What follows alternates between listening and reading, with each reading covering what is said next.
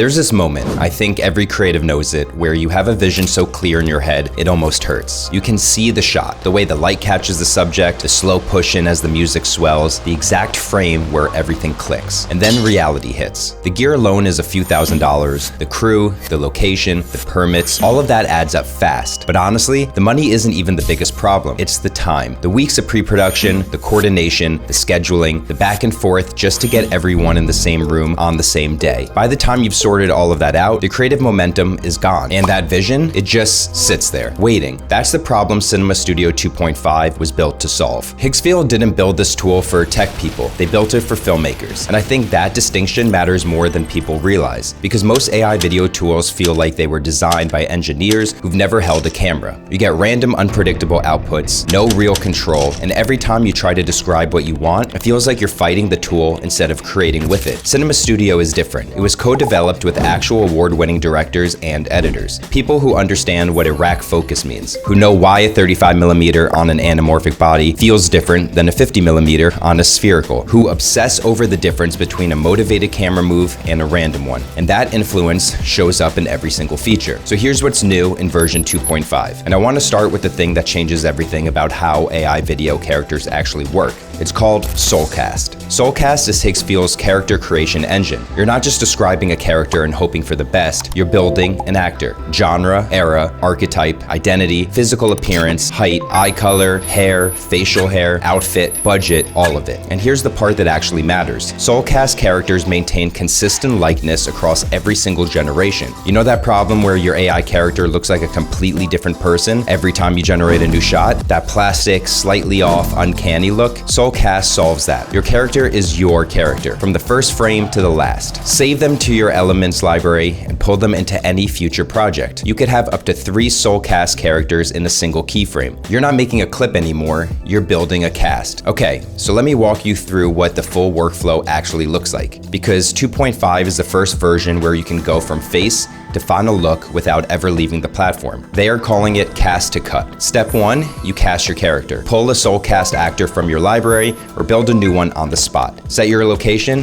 and lock it in. Step 2, you build the rig and shoot your image. You're choosing your camera sensor, your lens, cook glass, anamorphic, whatever fits the story. Focal length anywhere from 8mm to 50mm. Aperture control for real depth of field, from shallow, cinematic bokeh to deep focus across the entire frame. Write your prompt, and if you want, step into the 3D scene to physically walk around the environment and find the perfect angle before you commit. Use grid exploration to preview variations, 2x2, 3x3, 4x4, basically a storyboard before you've animated a single frame. And step 3, you direct the motion. Pan, tilt, dolly, truck, orbit, drone, handheld. Stack up to 3 simultaneous camera movements at once. A slow push-in while the camera drifts left and tilts down. Movements that feel like they came off a real dolly rig. Select your genre, action, horror, western, suspense, and the energy of the whole clip shifts with it. Set your start and end frames for a precise transition. Generate. Step 4, and this is what 2.5 adds, you color grade. This is the last mile problem that always existed with AI video. The footage looks good, but it doesn't look finished.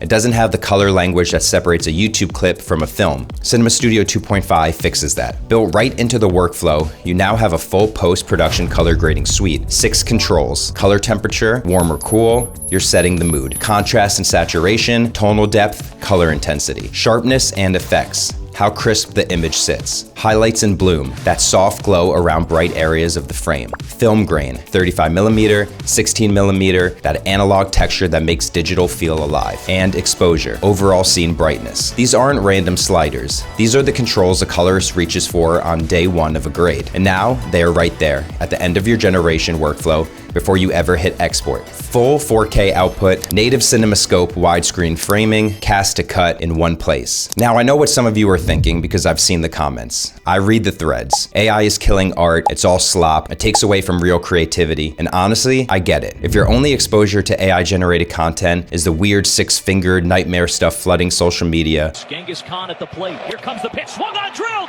Deep.